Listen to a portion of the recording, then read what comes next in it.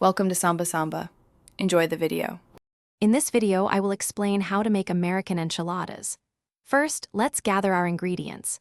You'll need corn or flour tortillas, your favorite enchilada sauce, and plenty of shredded cheese. For the filling, consider ground beef, shredded chicken, or black beans. Having everything ready before you start makes the process much smoother and more enjoyable. This guide will walk you through each step for a perfect dish. Now, let's prepare our delicious filling.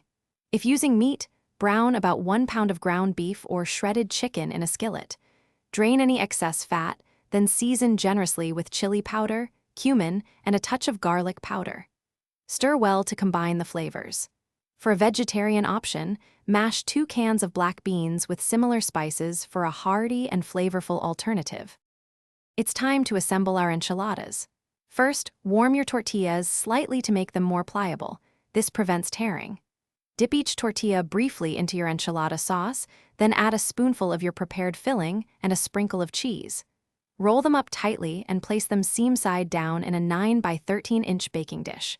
Pour the remaining sauce over the top, cover with more cheese, and bake at 375 degrees Fahrenheit for about 20 minutes, or until bubbly.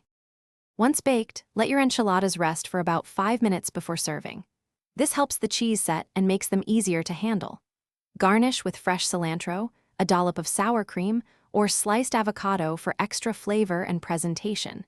They pair wonderfully with a side of rice and beans. Don't forget to check the description for the link to the Echo Dot smart speaker and other great deals to enhance your home experience. Enjoy your homemade American enchiladas. Thanks for watching. Consider subscribing if we helped you.